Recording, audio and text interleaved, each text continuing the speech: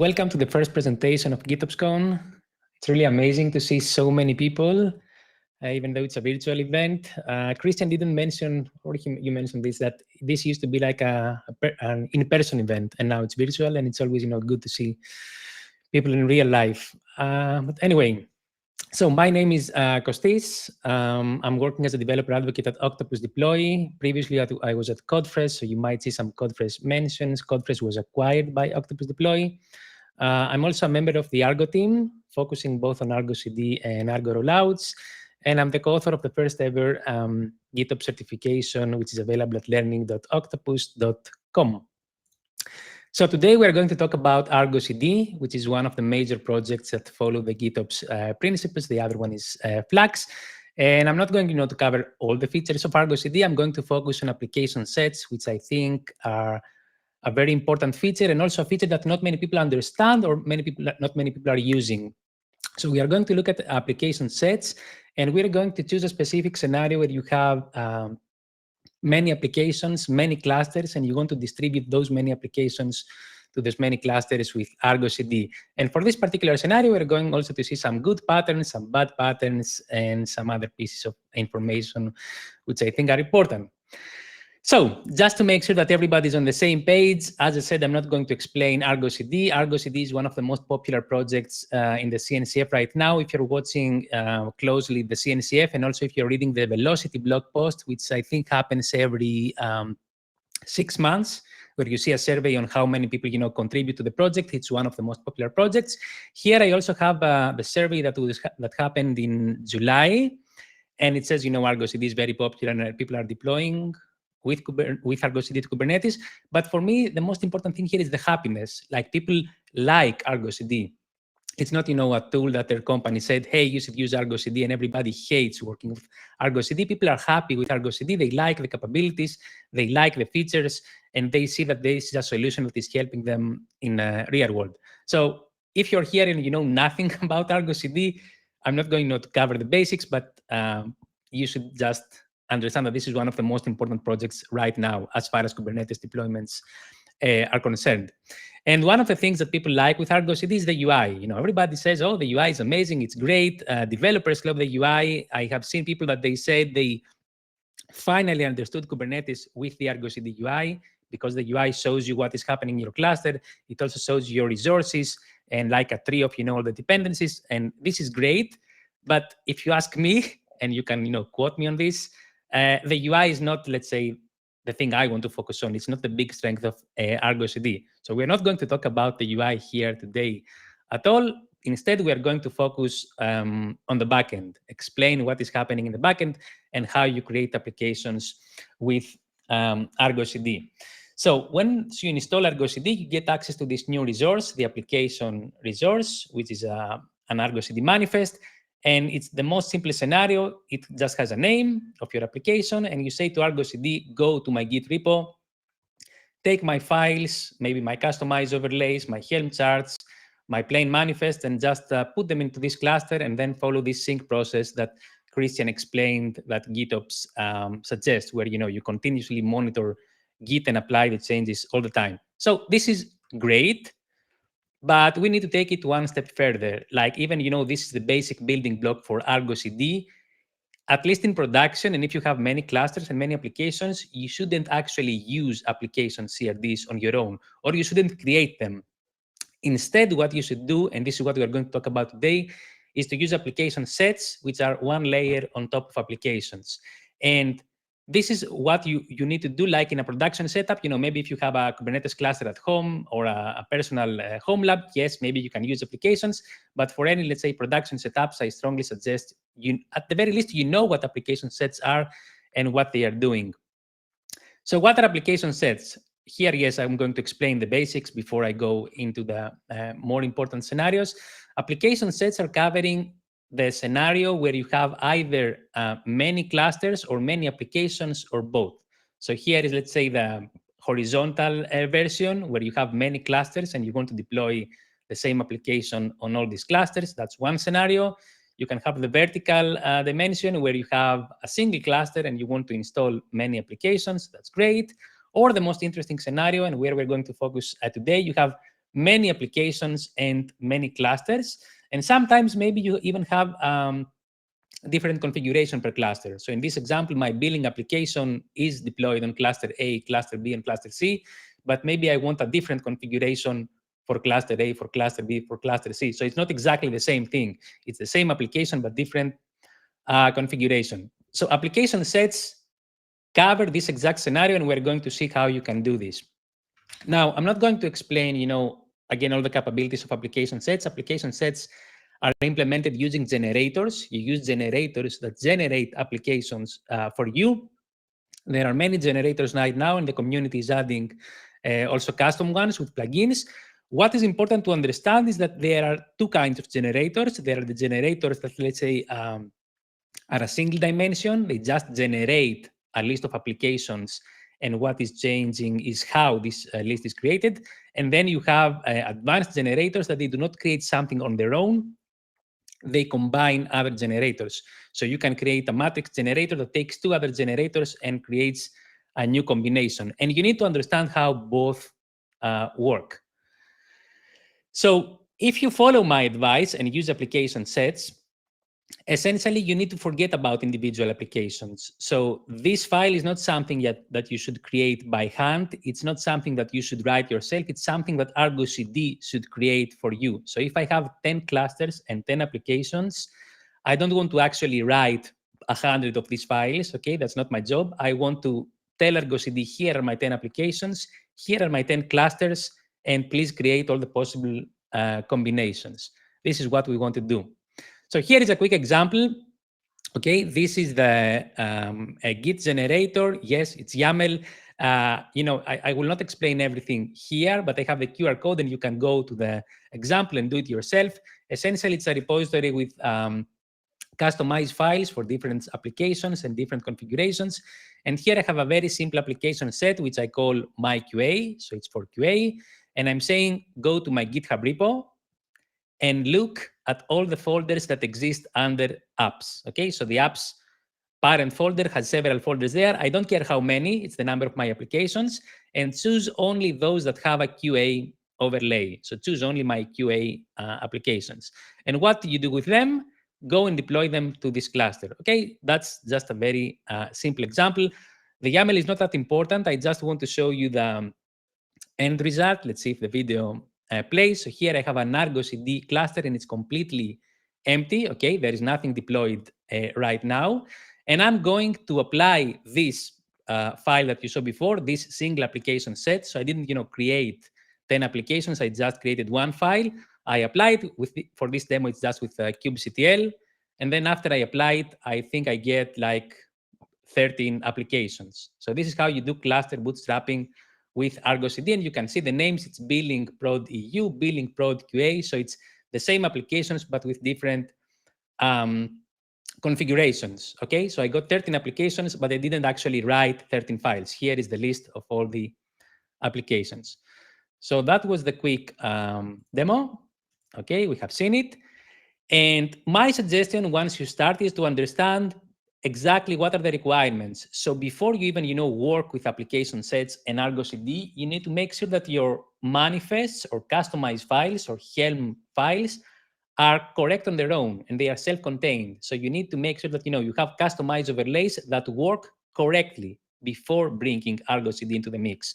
Or if you're using Helm, you need to have Helm charts that work correctly. You have created your Helm values for different environments, and they should be independent.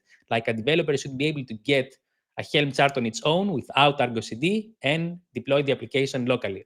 So once you have that and you're certain that everything works great, then my suggestion is to start with the Git generator out of all the generators that Argo CD offers. And this is how you load your customized overlays or your Helm values from Git, and the cluster generator to assign applications to clusters. And we're going to look at the cluster generator in a moment.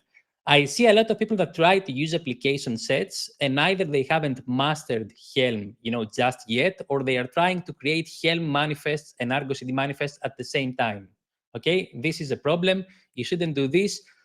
I would assume that you already know how to use Helm and customize, and then jump into Argo CD and application sets.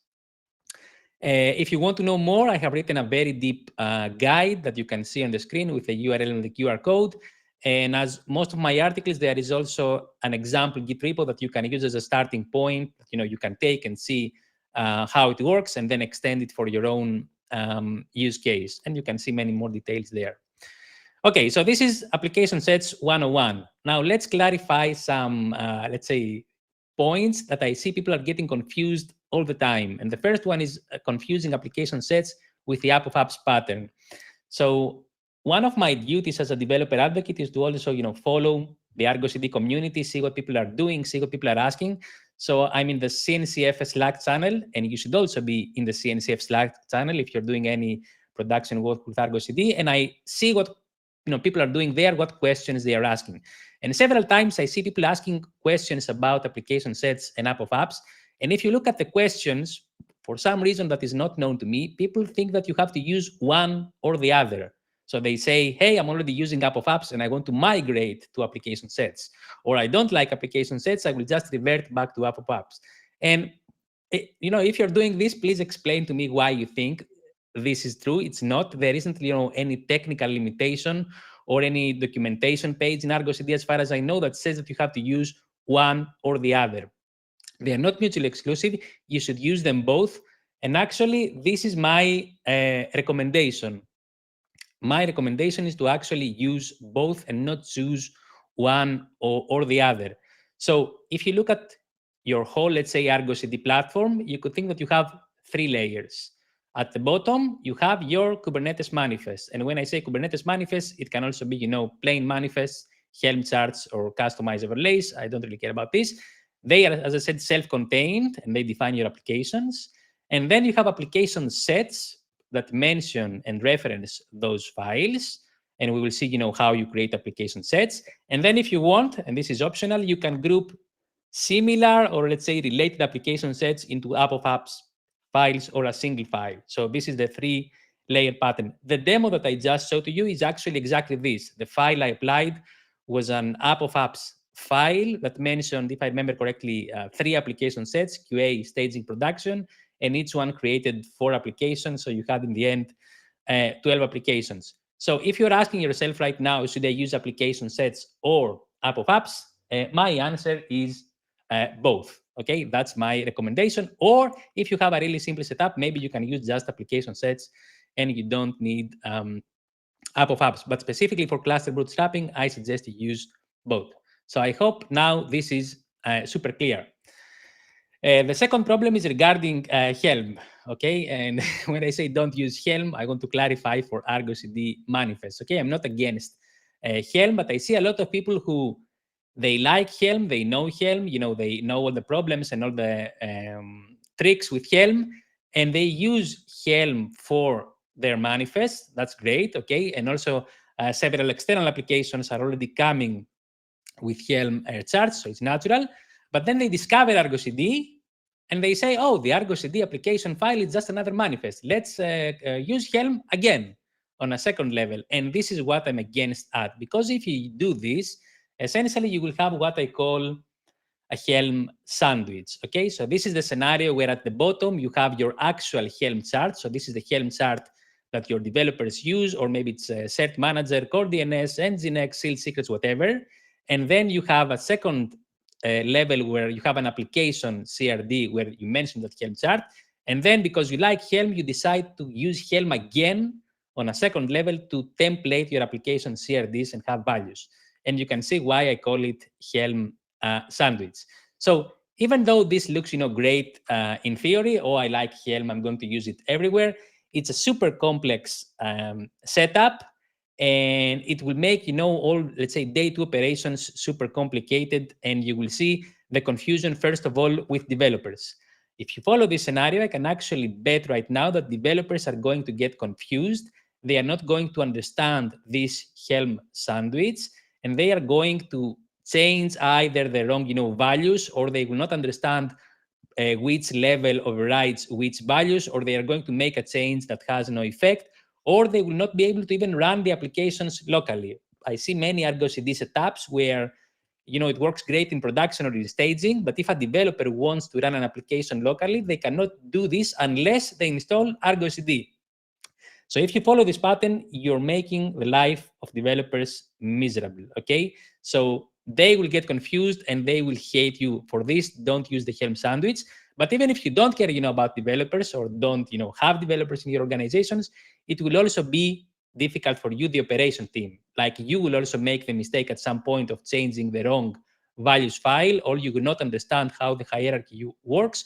Or the scenario I have on the screen is where you get, a new person in your team, and they have followed the correct approach in their previous company, which is using application sets. And as soon as you explain that you have the Helm sandwich, they will be disappointed because of the complexity of this pattern. So please don't do that. Instead, you should do, the simple case and use application sets, because this is exactly the scenario that they have been created. So you can see now there is a single layer of Helm charts. There is not a sandwich anymore. At the bottom, I have the Helm chart of my application, either an external one or what my developers create, and I simply reference those Helm charts via application sets, and there is no confusion. And if my Helm chart is created correctly, a developer can take just the Helm chart without Argo CD and run it locally and test the application locally. And in theory, developers don't even need to know about Argo CD and application sets. Like if they want to, to understand how an application is run or what a configuration it uses, they can just go to the values and there is a single layer of values. So this is my recommendation. And when I explain this, a lot of people say, oh, we like Helm because it has those fancy templating functions and I can do all my fancy templating tricks. And it's not clear to them that application sets support the exact same thing, okay? Application sets support the Spring function library, which is the same thing that Helm is using, if I'm not mistaken. And also you can use, other templating methods and do the exact same thing. So if there is a fancy templating trick that you can do with Helm, you can also do it with application sets. Now, I'm not saying that, you can replace all the Helm functionality with application sets, like, lookup stuff, which is another big presentation. But as far as text templating is concerned, you should be able to have the same capabilities with application sets. So this is not very clear to some people. They just see the simple examples for application sets, and they don't understand that they can also do templating. Now, for more information on how to use Helm and Argo CD together with application sets without following the Helm sandwich, I also have another guide that you can see here on the screen with the URL and the QR code. And like the previous one, this is true for most of my articles, there is an associated GitHub repository that you can use as a starting point in your company. And the slides will be available after this if you miss it. Okay, so now we have seen, what application sets are. We have seen what you should not do. Let's jump into the main topic of this presentation finally, which is how to distribute applications to clusters. So remember, we said in the beginning that application sets cover the scenario where you have many applications on many clusters, but usually what happens in reality is that not all the clusters are exactly the same. So maybe, yes, some applications are deployed with different configuration, but maybe some clusters might get a subset of all your applications, or maybe like a different configuration for another application. So in this example, you can see that Cert Manager, and of course, it's just an example, is not installed on cluster A. So how do you do this? And before I explain what you should do, again, because I've seen, so much confusion in the CNCF Slack, I will start with the opposite, what you should not do. This is a real example that I picked from the CNCF Slack. If you're watching this and it's you, I apologize in advance. Okay, I'm not. I don't want to have any bad feelings, but I want to show this as an example. I've seen so many people that they understand application sets, but once they have many clusters, they try to model specific clusters. They try to create application sets that say, on this particular cluster, do this, do that, install this application, don't install this application, and then for the next cluster, do something else. And this is a bad pattern because, if we have worked for Kubernetes for, let's say, a significant amount of time, you know that you should not deal with individual clusters. We don't care about clusters. We don't want to have pet clusters. We want to care about cluster groups. And also, this makes your job very difficult for day 2 operations. So yes, here, if somebody asks you what is happening in this cluster, you can look at this list and it's super easy to understand all the applications. But if somebody asks you, hey, where is this application? You need to open all your application sets and find this application and see if it's enabled true and false on that cluster. Or if somebody says to you, hey, let's do this, let's remove this application from our clusters. First, you need to locate all the files and then make the change. And maybe you forget a cluster or you forget a setting, or where you say enable true, it's false, and something like this. So this is not a good pattern. And also, I'm going to show you a better one, okay? So what do we want? We don't care about individual clusters. We care about cluster groups. This is how we should work in general, not with Argo CD. So once you use Argo CD and you have many clusters, you should go and tag them. And I'm going to show you how this happens in a minute. And put tags in your clusters. And these tags can be anything you want. Okay, maybe it's a specific team, maybe it's a specific environment, maybe it's a specific region, maybe it's a specific department, or it can be all of them. It's up to you. You need to put tags in your clusters, and then you stop talking about individual clusters. You only talk about cluster groups with labels. So this is how you implement it. This is the file that creates a cluster in Argo CD, and you should be familiar with this if you're following the declarative setup of Argo CD. So here I have an example cluster, and I'm saying this particular cluster has those labels. It's on GCP, it's QA environment, it's in EU, it's workload, and it belongs to the billing department or to the billing team. And you can create those tags the same time that you connect the cluster with your favorite infrastructure tool. So you have those tags, and then you just start working with tags. Because if you think about it, most of the requirements that will come to you, and I'm talking, in a big company, it will be something like this. Hey, I want to do something only in my production clusters. So this means for you, I have an application set that selects the clusters that have the production tab. Or I only want to work on the European clusters. So this means that you will work with an application set that selects only the clusters that have the EU tag. This is, what is happening in your day job. So cluster labels make it easy also for you to work with Argo CD clusters. So here I have an example. This is a part of an application set. I'm not showing the full application set. And I'm saying take these applications and apply them to the clusters that are in Asia. They're part of production and they're the type of workload.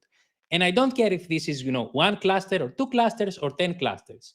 Argo CD will do whatever needs to happen in those clusters that have these labels. By default, this is following the end mode, so it will search for clusters that have all of them. But if you're familiar, with selectors and labels, you can also do other tricks and use OR. So here I'm saying, go to all your production clusters that are either in Europe or in the US. Okay, so there are many possibilities on how you select clusters. But the end result is that if you look at a big system, essentially this allows me to slice and dice my clusters according to my own requirements and the labels I have placed. So here somebody comes to me and says, hey, I want to do something with my QA clusters, and I can create an application set or change an application set that selects only my QA clusters. And you can see this is, let's say, a vertical change. But then somebody says, oh, we need to do something only for Europe. And I change my tags, and now I select European clusters. And I don't, care if it's the same cluster or not. It's only the cluster that have these labels. Or more fancy stuff, go to production and do something in US and in Europe, but do not, touch the other production cluster that we have. So this gives you capability to create your own cluster groups, select, cluster groups according to business requirements, and stop working with individual clusters, but instead work with many clusters. I also want to talk a bit about the specific scenario where you create a brand new cluster. And I've seen, many companies where this is a very lengthy process. A developer wants a cluster and they open a ticket and they need to understand what goes into this cluster, what components it should have. Maybe you forget something. If you follow my advice and use cluster labels, this becomes a super simple scenario. You just put the labels that you want on the new cluster, and Argo CD does whatever needs to happen. So you create a brand new cluster with Terraform, Pulumi, Crossplane, whatever. You say this is a production cluster for the billing department, and you sit back, and Argo CD installs whatever applications should be in a production cluster in the billing department, and it becomes a new member of the existing group that you have with the same labels. Okay, you don't need to create a new application set where you manually say, I want this, this, this, and this, and I don't want that application, and I don't want that application. This also helps you with communication with developers, because as I said, many times developers want a new cluster, and I see tickets and discussions about how the new cluster should look. And I can tell you right now that 99% of the time, a developer doesn't really want a brand new cluster. They want a cluster that is similar to an existing one. This is what developers want 99% of the times. So this will help you because you can translate directly what developers say to you. A developer comes to you and they say, I want a cluster that is like our staging, but it's, let's say, in Europe and not in the US. Behind the scenes, you're going to create a new cluster. You will put the staging label, the EU label, and Argo CD will do whatever needs to happen behind the scenes. So it makes also communication with developers very, very easy. And you can be certain that the cluster has the exact same things as the other clusters. So if you want to know more, there is an article that I have written, a full guide. Again, here's the URL and the QR code. And like all the two other articles, there is a Git repo that you can use as a starting point, that you can see how it works. I think most of the examples I showed you come from this article with 5 or 6 clusters in different regions and with usual trilogy QA staging production. Okay, so now you should have some ideas about how to use application sets and cluster labels. There is another point that I would like to clarify, that I see a lot of confusion. Remember, we said that you need to create application sets to define how your applications go into those clusters. That's great. But how many application sets you create, and I didn't specify a number because it depends on your company. So I explained, in 5 minutes that you should create tags. It's 5 minutes for the presentation, but for your company, maybe it's a huge discussion. You need to discuss with your team, with your developers, with your department leads, and understand all the cluster groups, maybe see all the past requests that you have from developers or from other teams, and understand which are the groups and decide which are the labels. And of course, you can change them after some time, but for the initial setup, you need to understand how many tags you're going to create and how many application sets you are going to create. So at the end, you should have, depending on your company, 3 application sets, 5 application sets, 10 application sets. It doesn't really matter. It depends on how many dimensions you want to use in your clusters. So this is how you use application sets. Unfortunately, for reasons that I don't understand, I see a lot of people, and for some reason, they think that you only have one application set. Okay, just a single application set. They discover application sets, they say it's the best idea ever, and then they try to model their whole GitOps Argo CD installation with a single application set. And as you can imagine, this makes things super, super complex.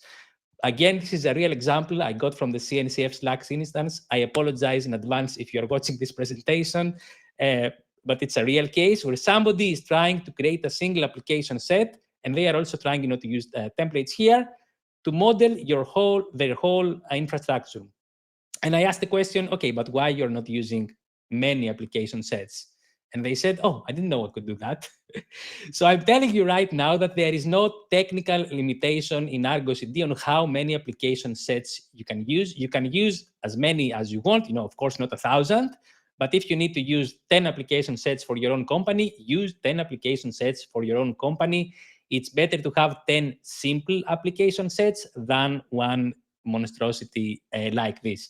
Because if you do this and you will have this one single super duper application set, nobody will want to touch it. Everybody, will be afraid to do any change because it will break everything at all. If you have many application sets, maybe you have some more attention once you're changing the production application set. But if you're changing the QA application set, maybe you can be, let's say, a bit more relaxed. But if you have a single one, it will be a disaster for everybody. It will be hard to maintain, hard to understand, hard to reason about, hard to talk to your team and to developers. So hopefully with this presentation, it's super clear that Argo CD has no limitation. You can and should use multiple application sets if you follow application sets. Okay, the final topic for this presentation is the PR generator. This is not directly related to cluster labels, but it's related to application sets. And it's a very common question that is coming afterwards regarding preview environments.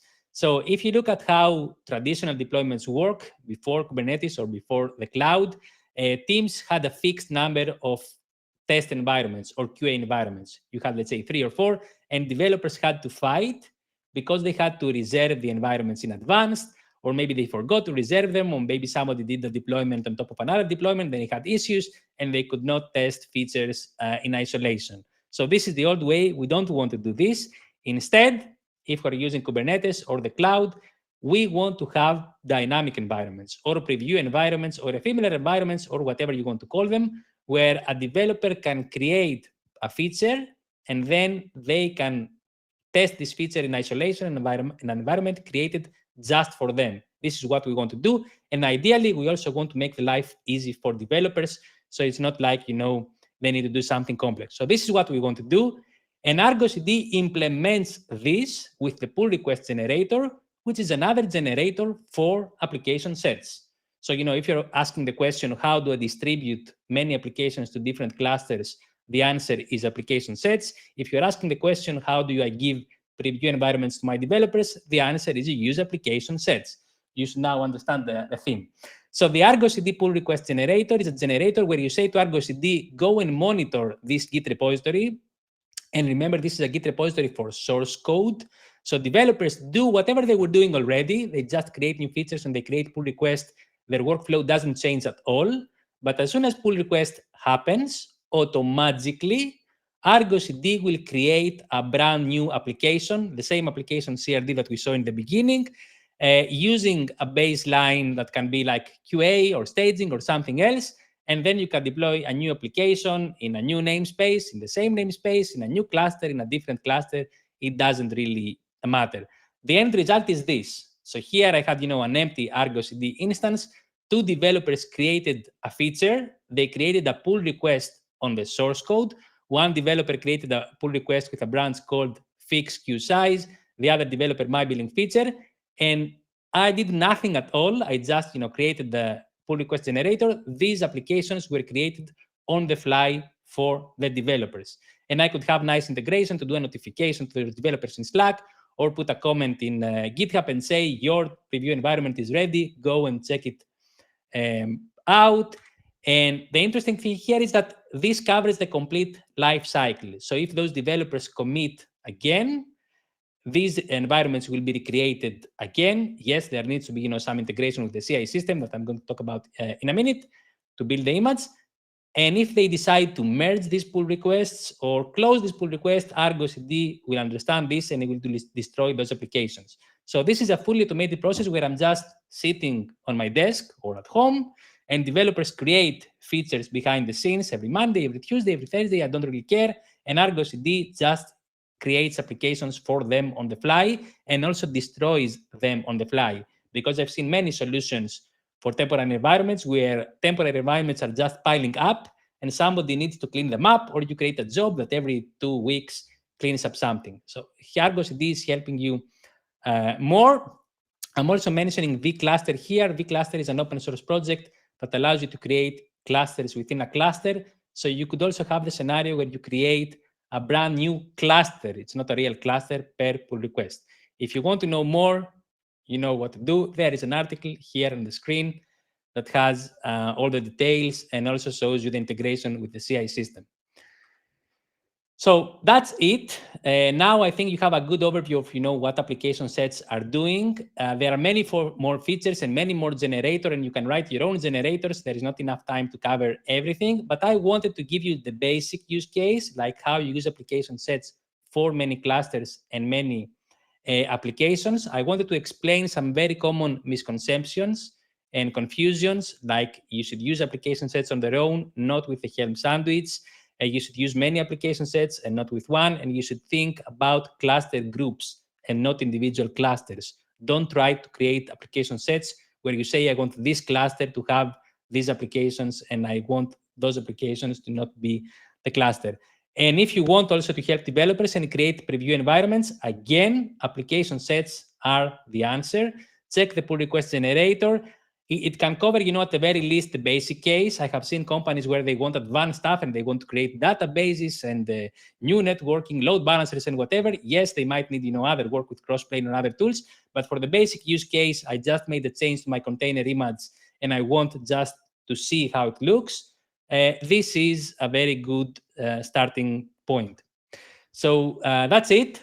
This is my email if you want to find me, and the blog. But as I said in the beginning, I'm closely monitoring the CNCF Slack channels, both the Argo CD channel and the Argo Rollouts channel. And if you're working with Argo CD in production, you should be there, because this is where discussions happen, where developers also can answer questions. Flux also has, the channels there, so you can see also what other projects are doing. So if there is, one thing you need to keep from this presentation, Argo CD is popular. It has application sets for many of the common use cases. Join the CNCF Slack channel. And that's it. Thank you very much. All right. It looks like we have a few questions in the QA, but it looks like we are at time here. I will try to answer them on my own if it's possible. Yeah. So if you can answer, if you could see the Q&A, Kostis, if you want to answer them either there or I just told everyone that the CNCF Slack, there's Argo CD there, there's Flux there, and there's Open GitOps as well. So if you want to ask questions regarding this talk, you can reach Kostis out on Open GitOps. We can have the conversation there. I put it in the chat. Where we are is the channel's Open GitOps. So thank you very much, Kostis, for your talk.